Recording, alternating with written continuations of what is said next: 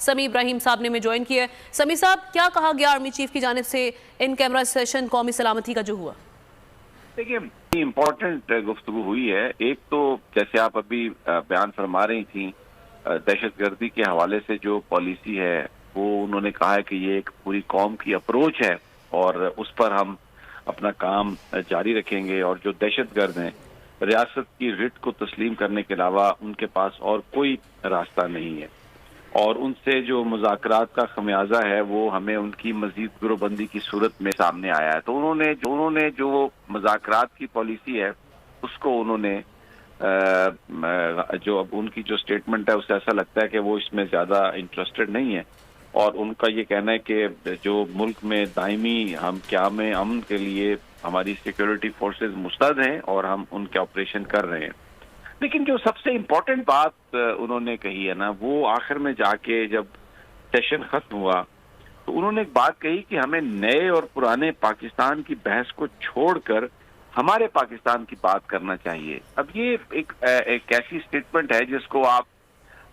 سمجھ سکتے ہیں کہ اس میں جو موجودہ صورتحال ہے اس کا انہوں نے اعادہ اس کو انہوں نے کور کرنے کی کوشش کی ہے کہ نیا پاکستان، پرانا پاکستان۔ نیا پاکستان پی ٹی آئی کہتی ہے، پرانا پاکستان ہمیں چاہیے یہ پیپلز پارٹی اور نون لیگ کہتی ہے۔ تو انہوں نے یہ کہا کہ اس بحث کو چھوڑیں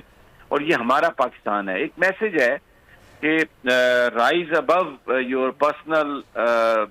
likes and dislikes and your benefits, اور آپ بات کریں پاکستان کی کہ یہ ہمارا پاکستان ہے۔ انہوں نے پھر اگلی جو بات کی کہ ہمارے پاس وسائل کی کوئی کمی نہیں ہے، لیکن ہم یہ اگر مل کر کام کریں تو ہم اس میں بہت کامیابی حاصل کر سکتے ہیں۔ تو میرا خیال ہے کہ جو آج کا جو سیشن ہے اس میں انہوں نے جو میسج دیا ہے، انہوں نے کہا ہے کہ سیاستدان منزل کا تعین کریں، فوج ساتھ ہوگی۔ تو اب انہوں نے سیاستدانوں کا ذکر کیا ہے، کسی ایک گروپ کا ذکر نہیں کیا، کوئی پی ڈی ایم کا ذکر نہیں کیا، کوئی نون لیگ یا پی ٹی آئی کا ذکر نہیں کیا۔ تو منزل کا تعین کریں۔ اب منزل کا تعین جو ہے وہ تو کہ آنے والی حکومت کس کی ہوگی، آبجیکٹو تو سب کے ایک ہی ہیں کہ پاکستان کو مضبوط کرنا ہے، تو وہ تعین کریں منزل کا، تو فوج ساتھ ہوگی۔ بڑی یہ سگنیفیکینٹ، بڑی میننگ فل سٹیٹمنٹ ہے، اور کہ یہ نیا پاکستان اور پرانا پاکستان کی بحث سے باہر نکلیں اور ہمارا پاکستان کی بات کریں۔ میں اس کو جب ملا کے دیکھتا ہوں، پیپلز پارٹی کے اندر جو ایک 3 ممبر کمیٹی انہوں نے بنا دی ہے